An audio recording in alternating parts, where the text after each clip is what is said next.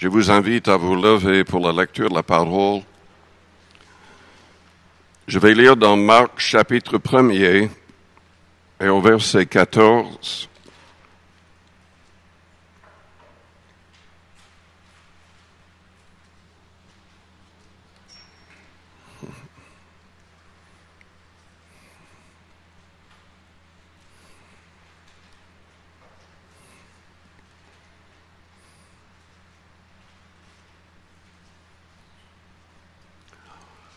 Ce que je partage avec vous vient du Seigneur. En fait, j'ai pris un stylo et j'ai écrit ce qu'il m'a donné. Marc, chapitre 1er, au verset 14. Après que Jean eut été livré, Jésus alla dans la Galilée, prêchant l'évangile de Dieu. Il disait, le temps est accompli et le royaume de Dieu est proche. Repentez-vous et croyez à la bonne nouvelle.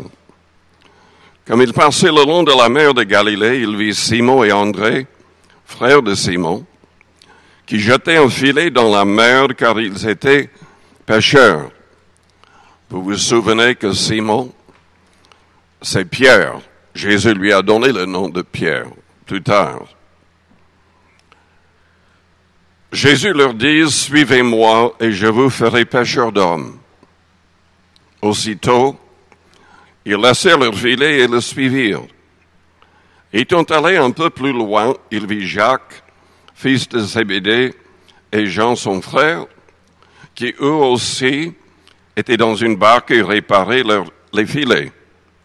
Aussitôt, il les appela, et laissant leur père Zébédée dans la barque avec les ouvriers, ils le suivirent.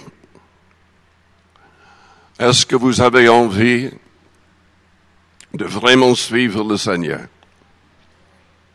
Je ne vous entends pas.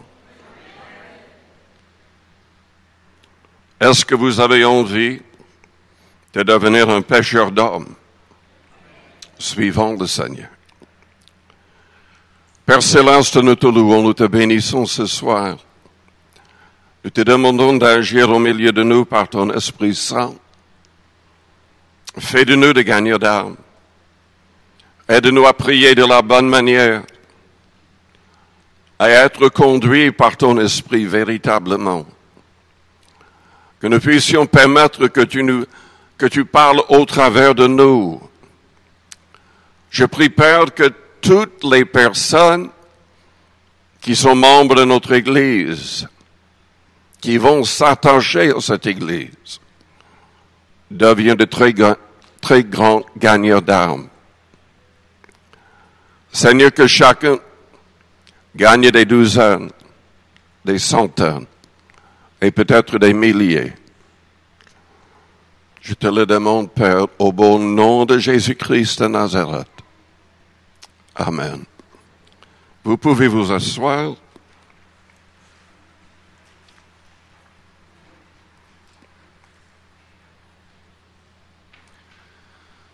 Si vous voulez vraiment être un gagnant d'âme, dans quel sens est-ce que vous devriez prier?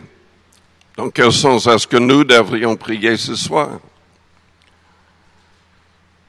Tout d'abord, nous devrions prier que tous soient remplis de l'Esprit et que tous restent en tout temps remplis de l'Esprit.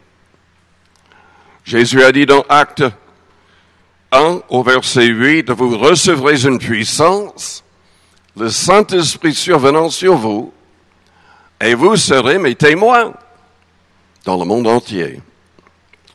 Dans le monde entier. À Jérusalem, Judée, en Samarie, jusqu'aux extrémités de la terre, il a dit. Mais la Bible nous met en garde, nous devons tout faire pour rester rempli de l'Esprit. Quand on est rempli de l'Esprit, il y aura le parler en langue. Toujours. On peut et on est touché, convaincu de péché, de justice, de jugement par le Saint-Esprit, même avant de se convertir. Et il commence à à nous aider dès le départ de notre vie en Christ, mais on n'est pas véritablement baptisé de l'Esprit, à moins qu'il y ait le parler en langue et d'autres signes. Les signes d'une différence dans notre vie. Selon Éphésiens chapitre 5, à partir du verset 18, pour rester remplis de l'Esprit, nous devons vouloir être remplis de l'Esprit. Nous devons racheter le temps. Nous devons devenir des gens sérieux, ayant la même vision du Christ, le même but, et nous devons être reconnaissants. Nous devons rester des gens de foi, des gens positifs. Nous devons chanter dans nos cœurs des psaumes, des hymnes, des cantiques spirituels. Et nous devons remercier Dieu le Père par Jésus-Christ. Nous devons rendre grâce à Dieu le Père par Jésus-Christ continuellement. Les apôtres, surtout Pierre, on le constate parce que c'est souligné plusieurs fois dans les actes des apôtres. Rempli du Saint-Esprit, il approchait le jour de la Pentecôte et 3000 âmes se sont converties. Il n'avait pas un message préparé en avance. Ce n'était pas sa sagesse qu'il a partagée. Il a permis au Saint-Esprit de parler et de l'inspirer. On voit la même chose avec Jean et d'autres. Nous devrions donc prier pour que tous soient véritablement remplis de l'Esprit et que tous arrivent à rester remplis de l'Esprit. Et nous devrions avoir le désir que le Saint-Esprit manifeste tous les dons. Lisons dans Corinthiens chapitre 12.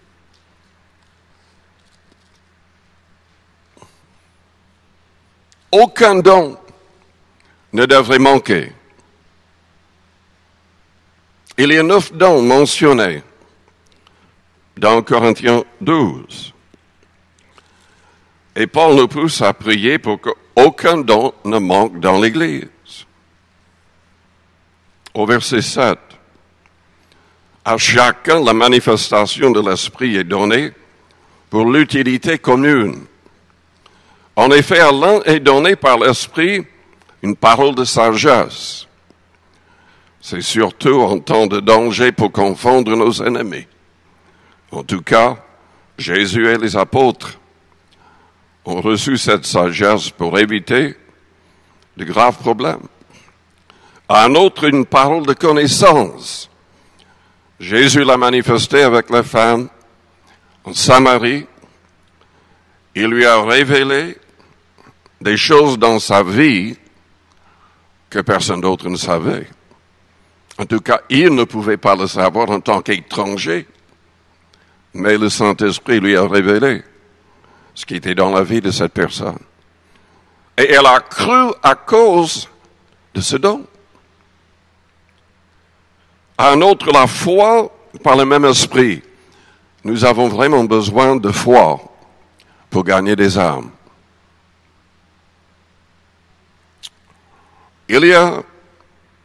On devrait prier les uns pour les autres. Il ne s'agit pas d'une simple foi, il s'agit d'un don qui vient du Saint-Esprit. La foi pour chasser les démons. Dieu peut nous donner ce don lié à d'autres dons. Par exemple, je suis devenu pasteur d'une église quand j'étais très jeune, aux États-Unis. C'est une église à problème. Je ne le savais pas quand j'ai accepté, mais les membres de cette église, les diacres dans l'église avaient chassé 2 pasteurs avant moi. Il y avait toujours des désaccords.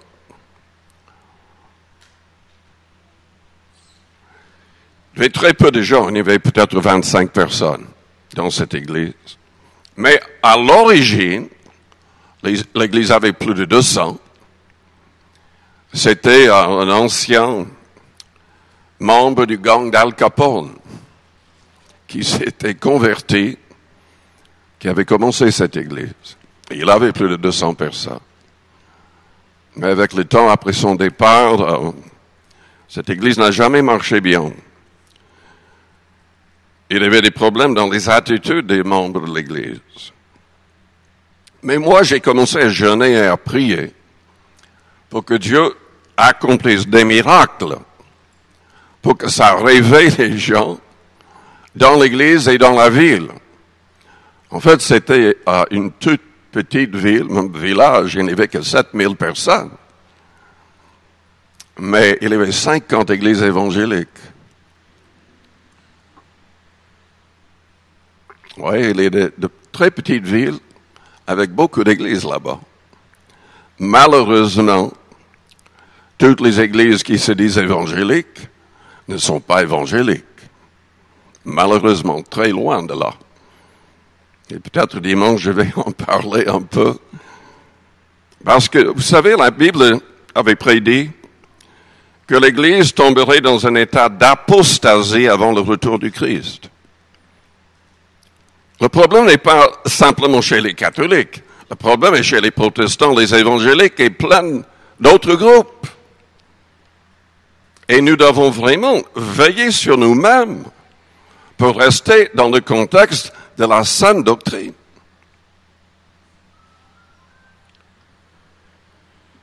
En tout cas, j'ai prié, j'ai jeûné et j'ai reçu un coup de téléphone. Un samedi. C'était en hiver, il y avait beaucoup de neige. Et un de nos moniteurs est tombé à cause de la neige et il a cassé la poignée. Les os étaient en 1000 morceaux. Et les docteurs dans la ville ne pouvaient rien faire. Ils l'ont envoyé dans une autre ville. Et ils ont essayé de mettre un peu les os ensemble et ils ont mis un plâtre. Lui ont donné quelque chose pour la douleur et lui ont dit qu'après 6 semaines, ils enlèveraient le plâtre, mais ils seraient obligés d'intervenir pour essayer de remettre tout en place correctement. Je suis allé le voir et c'est la première chose que ça m'arrive, où ça m'est arrivé. Je prie pour que ça m'arrive plus souvent. Mais je savais en avance que Dieu allait le guérir. Et Dieu m'a donné une parole de foi. Je lui ai dit, je vais prier. Vous n'aurez jamais besoin de ces pilules contre la douleur. Dieu va vous guérir instantanément. Et vous allez recevoir quelque chose de magnifique à cause de cet accident. Je ne savais pas vraiment tout ce que je disais. Mais en fait, ce qui s'est passé, il n'avait pas besoin de prendre les médicaments contre la douleur. Évidemment, il savait qu'il était guéri quand j'ai prié. Mais évidemment, les docteurs ne voulaient pas enlever le plâtre. Donc, on était obligé d'attendre les 6 semaines.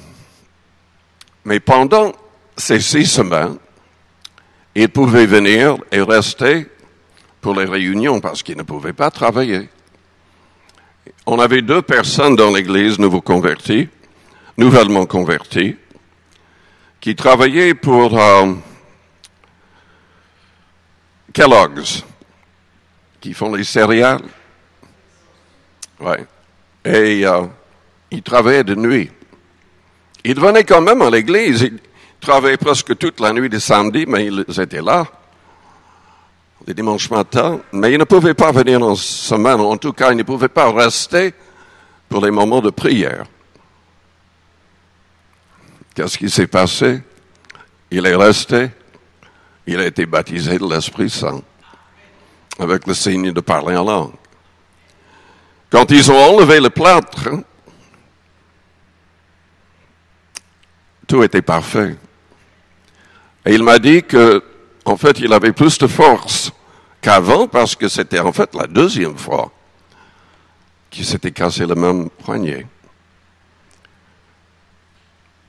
Nous avons besoin de ce don de la foi qui vient du Saint-Esprit pour des moments précis, pour des besoins précis. Mais on doit rester rempli de l'Esprit, jeûner, prier pour que ça arrive. Mais Dieu ne donne pas tous les dons à une personne. Il désire agir au travers de chaque membre dans l'Église. Et pour gagner des âmes, pour chasser les démons, nous avons besoin de ce don de la foi. Un autre, le don des guérisons. Mais parfois, les deux peuvent marcher ensemble, par le même esprit. Un autre, le don d'opérer des miracles. Un autre, la prophétie. Un autre, le discernement des esprits. Un autre, la diversité des langues. Un autre, l'interprétation des langues. Un seul et même esprit opère toutes ces choses, les distribuant à chacun, en particulier, comme il veut. Comme il veut. Donc déjà, pour que le Saint-Esprit désire agir au travers de nous, nous devons être sérieux et sensibles à son égard. Parce qu'il parle, il conduit. Et déjà pour gagner des âmes ou pour accomplir quelque chose de précis pour le Seigneur. Si le Saint-Esprit nous dit d'aller parler aux voisins, et on se dit, mais pas aujourd'hui, Seigneur. La personne n'est sans doute pas prête. Vous savez, il y a beaucoup de chrétiens qui ont manqué la volonté du Seigneur. Et à force de ne pas réagir immédiatement au Saint-Esprit, le Saint-Esprit a cessé de leur parler. Il a cessé de leur parler. Pourquoi parler à quelqu'un qui ne va pas obéir? Et il y a beaucoup de gens qui auraient été touchés, aidés, si les chrétiens avaient obéi. Il y a des cas où, en hésitant, la personne est décédée entre-temps. On ne peut jamais savoir. Que la personne soit très jeune ou âgée, on peut quitter ce monde. Enfin, on dit qu'il y a 1000 portes pour quitter cette terre. C'est important d'avoir le don de la foi. Trop de personnes se disent, mais je suis peu de choses, je ne suis pas apôtre, je ne suis pas prophète, je ne suis pas pasteur, missionnaire. Philippe non plus. Philippe était diacre. Il devait s'occuper des veuves et des orphelins parce que les apôtres voulaient passer tout leur temps en prière et en prêchant. Donc ils ont choisi des diacres pour ces autres tâches. Mais Philippe, selon la Bible, comme les 7 diacres, n'était pas simplement rempli de l'esprit. La Bible dit qu'ils étaient remplis de foi et d'Esprit Saint. Et Philippe est allé dans une ville en Samarie, il a prêché le message de l'Évangile. Il n'était pas envoyé par les apôtres, mais toute la ville s'est convertie. Toute la ville. Même Simon, le magicien. Et tous étaient baptisés.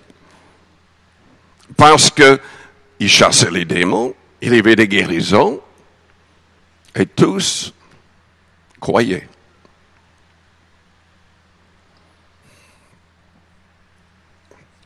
Dieu peut faire des choses extraordinaires au travers de n'importe qui. Est-ce que vous avez jamais lu l'histoire de Moody? Je ne sais pas combien de milliers d'âmes cet homme a gagné. Mais c'était une personne qui parlait très mal l'anglais. Il était à Chicago. Il voulait être moniteur à l'école du dimanche. Le pasteur a dit non. Il n'y avait pas de place. En fait, le pasteur disait non parce qu'il parlait si mal. Mais il insistait. Et finalement, le pasteur lui a dit, mais on n'a pas de classe pour vous. Mais si vous voulez vraiment enseigner, allez trouver des enfants. Déjà, vous pouvez utiliser les chaises dans la salle principale. Parce que tous les autres étaient dans des classes. Eh bien, il a commencé. Finalement, il a rempli toutes les chaises dans l'église, avec sa classe. Et après, il est devenu évangéliste, il a gagné des milliers d'âmes.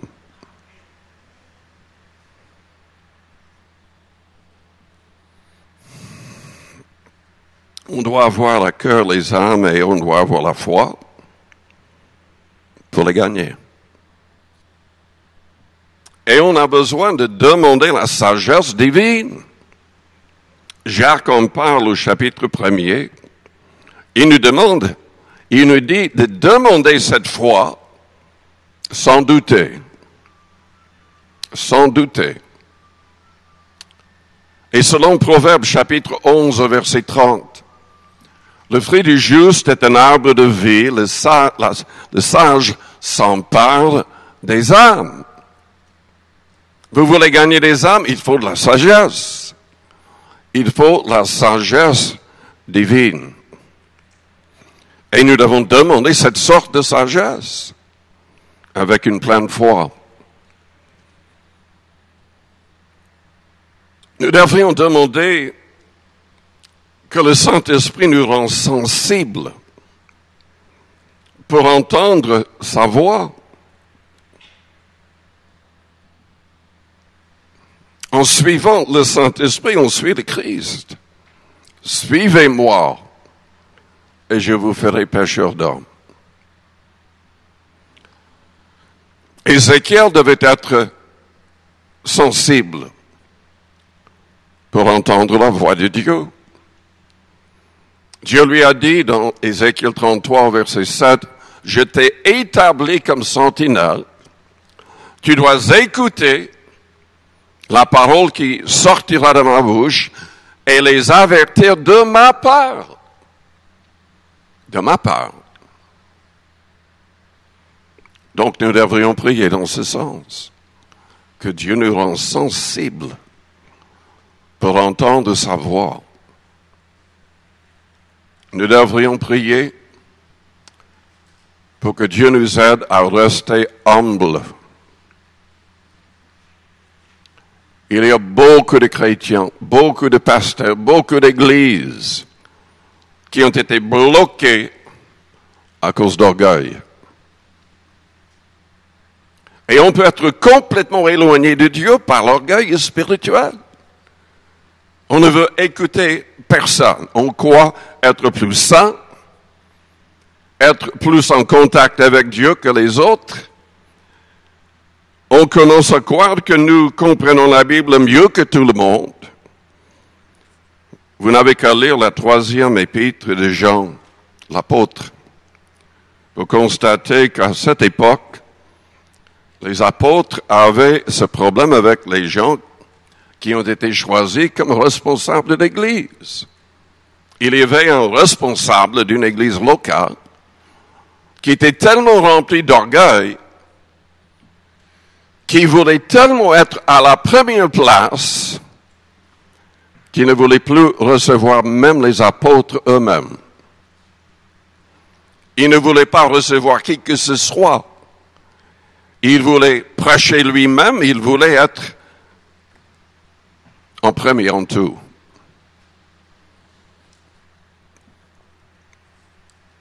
Et Jean n'a pas mâché ses paroles en parlant de cet homme qui était complètement égaré. La Bible dit 2 fois, dans Jacques 4 et dans 1 Pierre 5, Dieu résiste aux orgueilleux, mais il fait grâce aux humbles. Vous voulez aller loin avec Dieu, restez humble. Pourquoi est-ce que Dieu est tellement contre l'orgueil? À cause de Satan. À cause du diable. Les gens remplis d'orgueil, ils vont se tourner contre les autres et se tourner contre Dieu lui-même. Le diable était chassé de la présence de Dieu à cause d'orgueil. Il était un ange protecteur. Jésus-Christ s'est humilié et Dieu l'a élevé à cause de son humilité. C'est très important. Et on constate la différence entre cet homme dans 3 Jean et Philippe, qui a gagné toute une ville. Il était humble, il était prêt à obéir. Vous savez, si quelqu'un à notre époque avait gagné toute une ville, est-ce que vous croyez vraiment que cette personne permettrait que d'autres viennent prendre la suite? Pourtant, c'est exactement ce que Philippe a fait. L'Église, en entendant la nouvelle, ont envoyé Pierre et Jean. Philippe les a reçus, ils ont prié pour les nouveaux convertis pour qu'ils soient baptisés de l'Esprit. Et Philippe s'est laissé conduire dans le désert pour gagner une seule personne. Mais c'était la volonté du Seigneur. Vous voulez expérimenter des choses extraordinaires, mais vraiment extraordinaires, soyez humble. Vous savez que Philippe a expérimenté quelque chose que personne d'autre dans toute l'histoire n'a expérimenté. En tout cas, ce n'est pas mentionné dans la Bible. Après avoir gagné cet homme dans le désert, la Bible dit qu'il a été transporté instantanément dans une autre ville.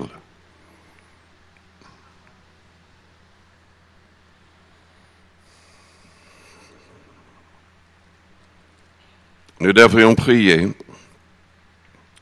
pour la force de rester saints. Dieu ne peut pas se servir de quelqu'un qui ne marche pas dans la sainteté. Pendant très longtemps, Dieu s'est servi de Samson dans l'Ancien Testament. Miraculeusement, il avait toujours le dessus en face de ses ennemis. Mais parce qu'il a péché avec les femmes, c'était pas après une seule fois que Dieu l'a rejeté, mais après plusieurs fois. La Bible dit que Dieu lui a retiré le Saint-Esprit. Il n'avait plus de force pour vaincre ses ennemis. Ses ennemis lui ont arraché les yeux, l'ont obligé de travailler à la place d'une bête, et tout le monde se moquait de lui. Il s'est repenti, et Dieu lui a donné sa force une dernière fois, mais il est mort avec beaucoup de ses ennemis.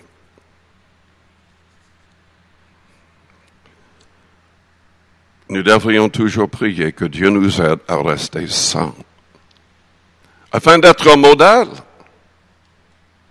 Vous savez, il y avait des hommes dans l'histoire et à notre époque même qui avaient une influence incroyable. Mais à cause du péché, ces hommes ne peuvent plus rien faire de valable. En tout cas, pas aussi valable qu'avant. Si on perd sa réputation, qu'est-ce qui reste? Qu'est-ce qui reste?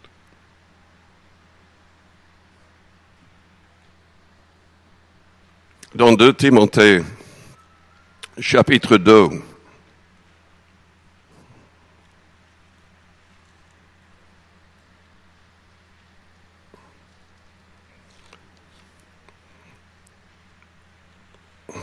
au verset 19.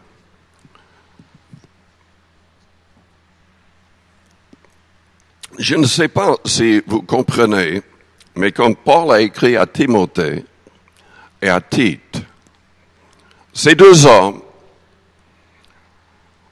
Paul les avait choisis pour qu'ils choisissent dans toutes les églises les responsables. Quand vous lisez ces épîtres, vous devez comprendre que les églises locales ont suivi ce qui est écrit là, à la lettre. Si vous voulez savoir comment l'église locale devrait marcher, lisez ces épîtres. Paul a dit à Timothée, au verset 19, « Néanmoins, le solide fondement de Dieu reste debout, avec ces paroles qui lui servent de sceau. Le Seigneur connaît ceux qui lui appartiennent, et quiconque prononce le nom du Seigneur, qui s'éloigne de l'iniquité. » Dans une grande maison, il n'y a pas seulement des vases d'or et d'argent, mais il y en a aussi de bois et de terre. Les uns sont des vases d'honneur et les autres sont d'un usage vil. Si donc quelqu'un se conserve pur en s'abstenant de ces choses, il sera un vase d'honneur, sanctifié, utile à son maître, propre à toute bonne œuvre. Fuis les passions de la jeunesse et recherche la justice, la foi, la charité ou l'amour, la paix avec ceux qui invoquent le Seigneur d'un cœur pur. Repousse les discussions folles et inutiles, sachant qu'elles font naître des querelles. Or, il ne faut pas qu'un serviteur du Seigneur ait des querelles. Il doit, au contraire, avoir de la condescendance pour tous, être propre à enseigner, doué de patience.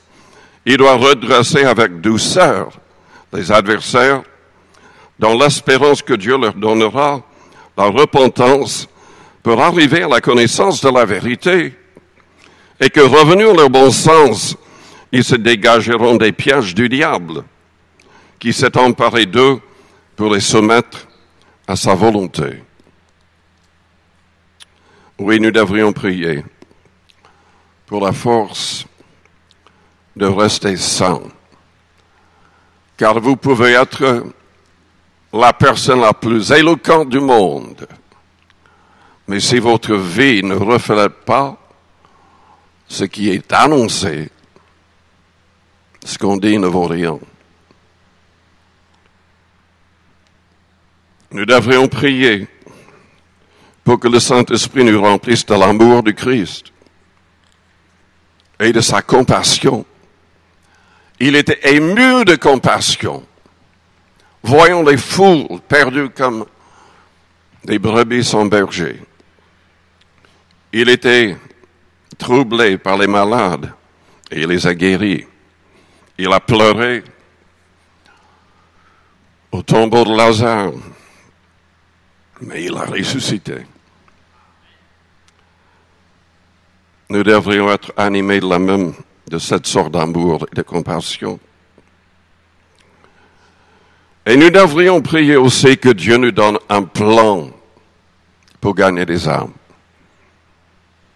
Un plan que nous pouvons mémoriser, préparer dans notre cœur, dans notre esprit. Il y a toutes sortes de possibilités. Je peux vous donner quelques exemples. Par exemple, vous pouvez utiliser l'Épître aux Romains et souligner quelques versets, mettant des chiffres devant pour suivre l'ordre de votre pensée. Moi, j'aime utiliser l'Épître aux Romains. Et vous savez, vous pouvez commencer une conversation avec n'importe qui. Et surtout, si vous connaissez la personne, vous pouvez l'inviter à manger ou ailleurs, lui disant que vous voulez lui parler de quelque chose de très important. Et ensuite, vous pouvez lui poser la question, mais Jean ou Marie, selon le nom, est-ce que vous pensez parfois aux choses spirituelles? Et vous laissez parler la personne jusqu'à ce qu'elle termine. Ensuite, vous pouvez dire, mais ma vie a été complètement changée. Et j'aime par la Bible, par une compréhension des choses dans la Bible. Est-ce que je pourrais partager avec vous ce qui m'a bouleversé? Et vous n'avez qu'à partager quelques idées de base dans l'Épître aux Romains. Que Dieu nous aime tous et qu'il a prouvé son amour. C'est Romains 5 au verset 8. Dieu a envoyé son Fils mourir pour nous. Vous connaissez sans doute par cœur Jean 3,16. Dieu a tant aimé le monde. Et vous pouvez citer ce passage. Ensuite, vous pouvez dire, c'était indispensable que Christ vienne, parce que tous les hommes sont déjà condamnés. Tous les hommes sont condamnés parce que tous les hommes ont péché. Et vous pouvez citer Romains 3, versets 10 et 23, Romains 6, verset 23, qui souligne ces réalités. Ensuite, vous pouvez dire tout ce qui est nécessaire pour saisir la vie éternelle, pour être pardonné, pour avoir une relation avec Dieu, c'est de croire et de confesser que Jésus-Christ est venu mourir pour nos péchés et qu'il a été ressuscité le troisième jour pour notre justification. C'est Romains 10, du verset 9 jusqu'au verset 13, qui le souligne. Si vous voulez le citer par cœur ou même chercher dans la Bible, il est aussi en Corinthiens 15 qui souligne cela. Mais moi, j'aime terminer avec Romains 8, qui dit que tout homme a besoin de recevoir l'Esprit Saint, l'Esprit du Christ, pour avoir la vie éternelle, pour être un vrai chrétien. Dans Romains 8, si vous lisez à partir du verset 8 jusqu'au verset 16, tout est expliqué. Si quelqu'un n'a pas l'Esprit du Christ, il ne lui appartient pas. Le passage explique que si nous recevons l'Esprit du Christ, c'est lui qui nous aide à abandonner le péché, à changer de cœur et de vie. C'est grâce au Saint-Esprit qui entre en nous que nous entrons dans la famille de Dieu. Souvent, les gens pensent que tous les hommes font partie de la famille de Dieu. Absolument pas. Tous les hommes font partie de la famille du diable depuis la chute d'Adam et d'Ève. Et pour faire partie de la famille de Dieu, nous devons être adoptés dans la famille de Dieu. Et comment? C'est par l'Esprit. Le passage dit que l'Esprit de son Fils est placé en nous et il nous pousse à dire Abba, Père. Il nous donne l'assurance de notre salut. Abba signifie Père en araméen. On dit que le Christ parlait en général avec ses amis, sa famille, les apôtres, en araméen. Tout le monde connaissait le grec parmi les Juifs depuis 300 ans. Et c'est la raison pour laquelle le Nouveau Testament a été écrit en grec, afin de pouvoir évangéliser le monde. Mais plusieurs fois dans nos Bibles, l'araméen est mentionné, parce que Jésus parlait dans cette langue.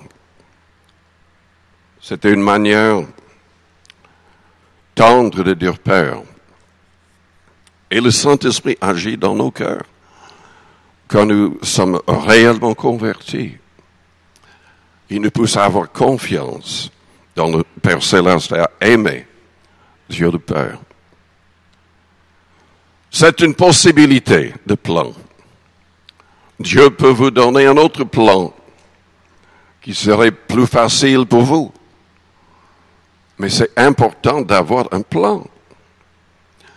Mais en plus, c'est très important d'être à l'écoute du Saint-Esprit.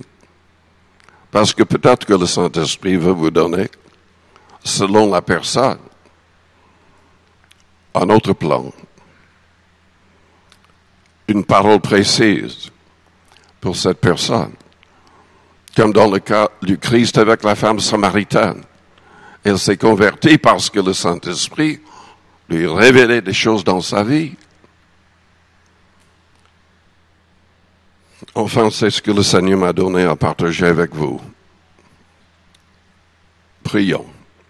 Prions pour ces choses. Et je vous donne de nouveau la liste. 7 choses pour lesquelles nous pouvons prier. Que tout soit rempli de l'Esprit Saint et cherche les dons pour qu'il y ait tous les dons manifestés dans l'Église. Nous devrions prier, deuxièmement, pour la sagesse divine, pour savoir comment parler aux âmes et les gagner. Nous devrions prier, troisièmement, pour être sensibilisés, sensibles à la voix du Seigneur, pour entendre sa voix, et obéissants. Nous devrions prier, quatrièmement, pour rester humbles. Que Dieu enlève tout orgueil de nos cœurs. Si Dieu ressuscitait un mort au travers de vous, est-ce que vous pourriez rester humble?